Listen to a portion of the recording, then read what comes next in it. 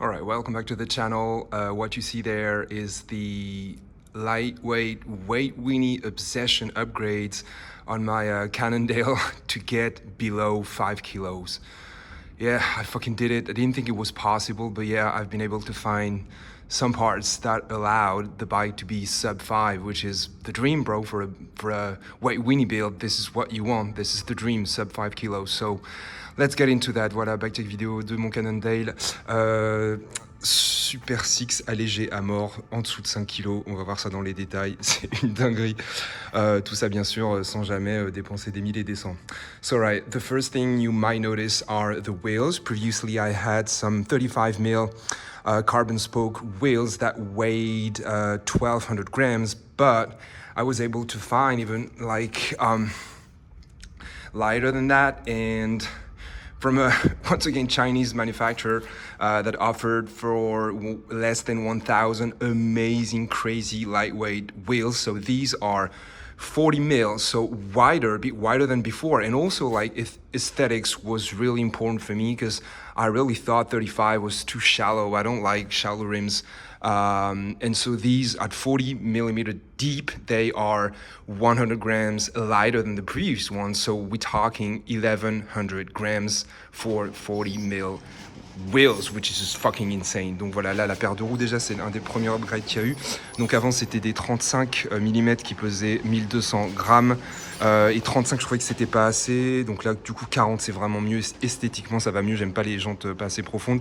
Et donc non seulement on a des jantes de 40 mais qui sont en plus 100 grammes de moins, donc celles-là font 1 kg 100 grammes la paire pour du 40 mm, c'est complètement ouf. The finish, as you can see there, is UD paintless, so you know, kind of like a bit like glossy satin. You can see that the braking surface for better braking under when it's raining, just in case.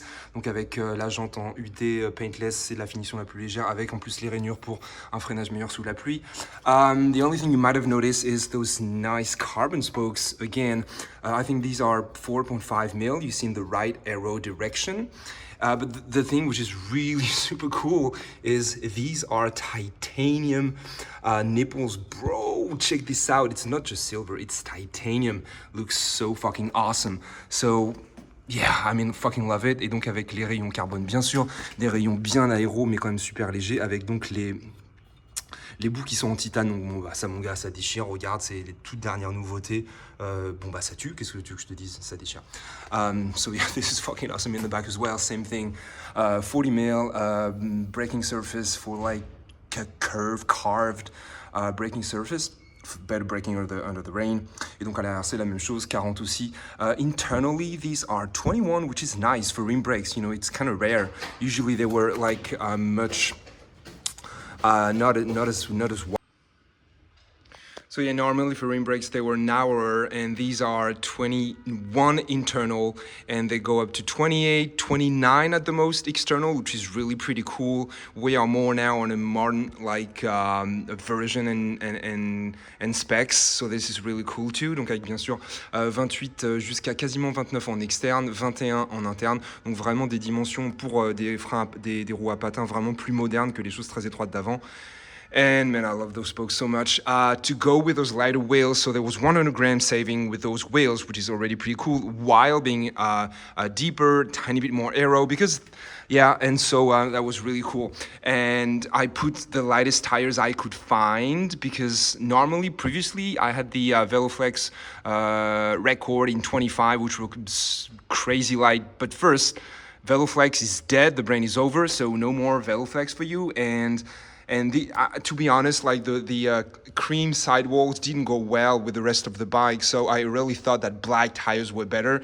And when I changed anyway, the Veloflex were dead, so the best option I could find was the AGILEST Light in 25C, which, if I remember well, these tires are 170 grams, not as light as the Veloflex record, which were 150 grams. This stupid light paper thin. But these ones at 170 grams, still in 25C, they're still really light, but better puncture protection, man. I can tell you because I've been riding with them. And yes, they are not as thin as the VeloFlex Record. Et donc niveau des pneus, moi j'ai mis les AGILEST Light en 25 qui pèsent 170 grammes. Avant j'avais les VeloFlex Record avec la bande beige, mais déjà VeloFlex, la marque elle est terminée, donc il n'y a plus la marque. Et de toute façon les flancs beige ça allait pas avec les couleurs du vélo. Là les pneus noirs ça va vraiment mieux. Donc j'avais décidé de mettre des pneus noirs et donc ceux-là sont les plus légers que j'ai trouvé à 170 grammes. Donc c'est juste 20 grammes de plus que les VeloFlex Record, mais bon de toute façon c'est mieux esthétiquement et de toute façon les VeloFlex Record c'est terminé. So still of course TPU in a tube is inside of about 28 grams avec bien sûr les chambres RTPU à l'intérieur de 28 grammes. So still, even though these AGILEST Light are a tiny bit heavier, like 20 grams per tire, still they're pretty cool. 25C, so not too narrow because they exist in 23, but like even 25. Come on, man, I could put much wider on the frame, like the Cannondale SuperSix, man, you can put some 30, 32 easy, which is really cool. Donc bien sûr, j'aurais pu mettre un peu plus gros, j'aurais préféré un peu plus gros. Parce qu'il y a la place en plus avec le 4 pour mettre du 30-32 sans aucun problème, mais bon là on est dans un délire weight mini, donc bien sûr il faut que ce soit le plus léger possible, et donc 25 c'est pas mal. Il y a ceux qui se même en 23, mais là ça fait vraiment trop étroit. So yeah, that's thanks to the wheel set, I was still able to have something more pleasing aesthetically, more aero and lighter because of those awesome wheels. Like I said, other things I've changed, you might have noticed, are the brake calipers. And wow, bro, do you recognize these? These are the Cane Creek. No, they're not, because the Cane Creek, bro, they cost like 700 for a pair, so no thank you. So once again, AliExpress came to the rescue and I was able to get that pair, which is a knockoff of the Cane Creek, for 100 bucks. Truth is, they are phenomenal. They work great.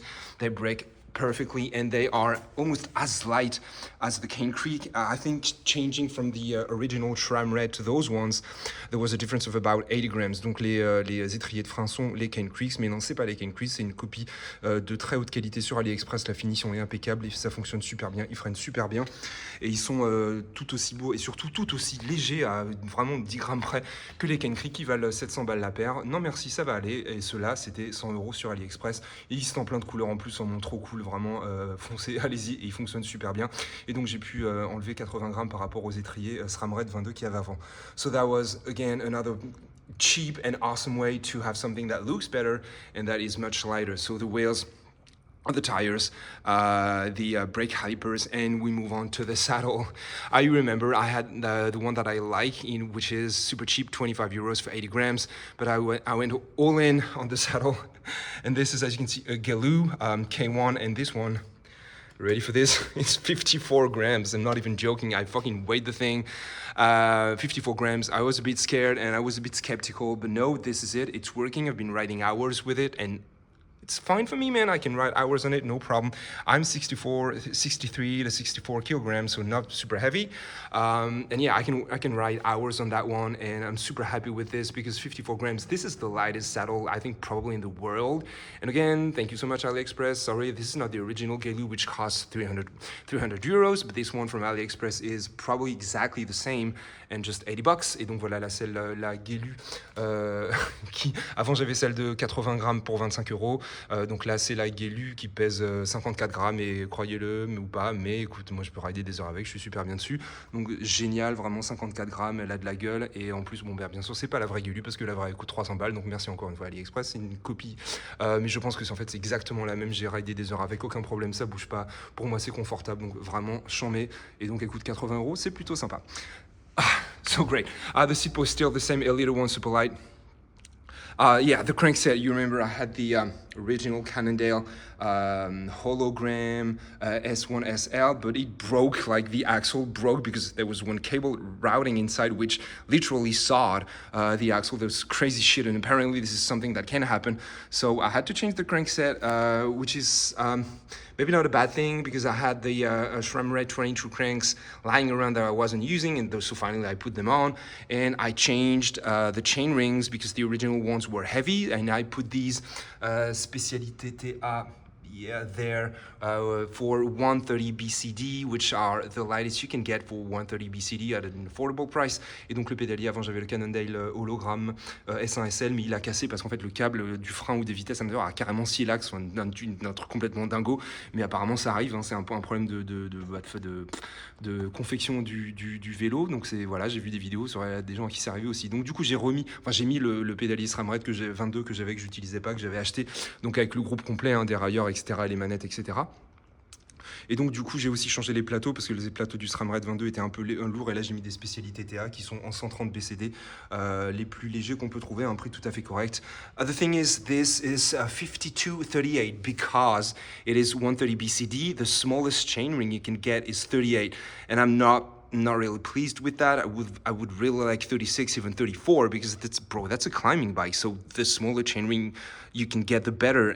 But I cannot do it because it's 130 BCD. So I would have to change the crankset. By the way, it's 172.5. Again, it's a bit too long. I don't really like that either. So I could change the crankset, like making 165 shorter and go for a 34. But I know what to get. By the way, like their most recent Chinese carbon cranksets are amazing. But and they would be like 100 grams lighter, but they would cost like $700 just for the cranksets. Ouch. Donc voilà, le seul truc qui m'embête, c'est que comme c'est 130 BCD, du coup, le plus petit plateau possible, c'est 38. Et vu que c'est un vélo pour monter, montagne, etc., 38, c'est pas assez. Enfin, c'est trop, je veux dire. Donc j'aurais préféré 36, voire bien sûr 34, mais c'est pas possible parce qu'avec 130 BCD, on peut pas mettre plus. Donc il faudrait que je change le pédalier. D'ailleurs, la manivelle, elle fait 172,5, ce qui est trop long, mais bon, c'était comme ça avant. Et moi, je préférais bien sûr 165. Donc je pourrais mettre 165 et un plateau 34, ce qui est possible avec les derniers pédaliers carbone chinois haut de gamme. Le problème, c'est que il coûte quand même 700 balles le pédalier, donc ça fait mal, mais c'est peut-être une solution pour encore un peu alléger et avoir un pédalier plus adapté à ce que je veux finalement. The other thing I changed is the chain. So this is the 11-speed ZTTO hollow everything in, of course, our oil slick rainbow. It's a bit lighter than the Dura-Ace. And it looks cooler, man. Not gonna lie, it looks fucking cool, the rainbow. Et donc la chaîne, voilà, c'est la ZTTO 11 vitesses SL, là, tout avec les trous partout, allégée, plus légère que la Dura-Ace que j'avais avant, et surtout elle est plus jolie, hein, le oil slick arc-en-ciel comme ça, mon gars, ça déchire, cherche pas. So that was like 5 grams less, not a lot. What was a lot was the cassette. So this is the latest version of the Chinese, super light Chinese cassette for HG. This is 1132, and as you can see, it's the first cogs are like rainbow as well, and the last ones are black. And that get ready for this 11 speed 1132. The weight is 115 grams. I'm serious, I'm not even joking right now. This is fucking insane. This is so light and it works well. Bro, I've been riding hundreds of miles with it, no problem. It's still shifting okay. So I don't know how they do it, but it works, man. 115 grams, $100. This is just insane. Et donc avec la cassette, c'est les toutes dernières cassettes chinoises ultra légers pour cordes cassette Shimano. ZTTO aussi, je crois, au Goldix. Enfin, il y a 2-3 marques qui font comme ça, ces cassettes ultra légères, les toutes dernières 3e génération. Et donc on a du 11 vitesses, 11-32 à un poids complètement délirant de 115 grammes. C'est juste complètement ouf, 115 grammes la cassette. Et en plus, écoute, je sais pas quoi dire, mais ça fonctionne, les vitesses elles passent bien, j'ai fait des centaines de bornes avec, pour le moment aucun souci. Tout le monde pense que genre tu fais de ride et tu places à la poubelle, non, c'est pas vrai du tout, ça marche très très bien, je sais pas quoi dire. So yeah, great cassette. That allowed me to shave 50 grams, because the previous one was 165, this one is 115, insane, and it's awesome. Yeah, the free wheel, very loud. Very, very loud. Very loud on those CarbonBikeKit wheels. One more thing, so this is still the same 13 grams bottle cage.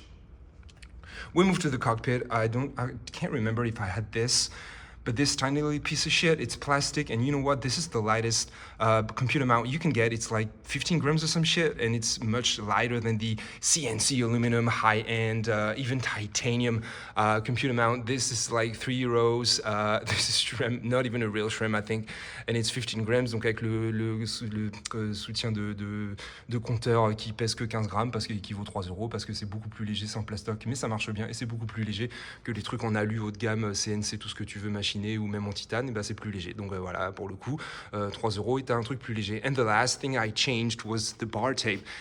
usually people don't think about that, but like most bar tape is about 30 to 60 grams per roll, and this is the lightest you can find.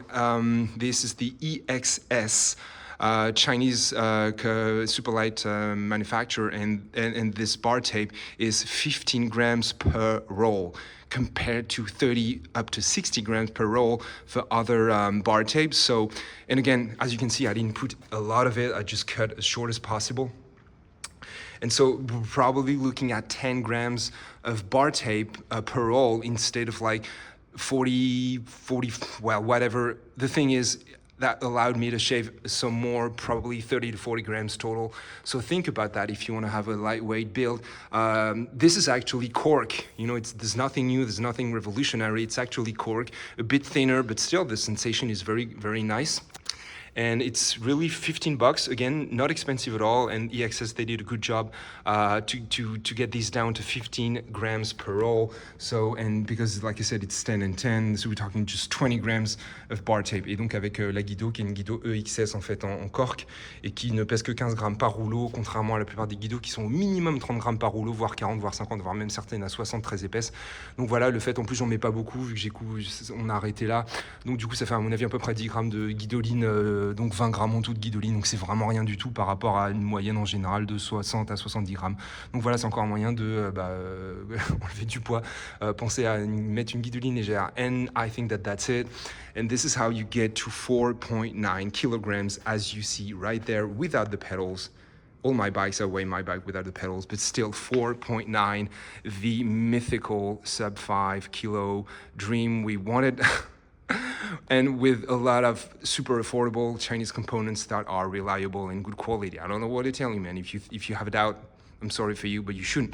Et donc voilà, on arrive à un poids en dessous de 5 kg, 4 kg 9, comme vous le voyez comme ça. Donc toujours sans les pédales, mais voilà, tout avec la bottle cage et tout ça. Donc bref, quand même, vélo complet, 4 kg 9, on a réussi. On a passé la barre en dessous de la barre des 5 kg. C'était l'objectif, le rêve, et on a réussi tout ça sans dépenser trop. Donc c'est génial.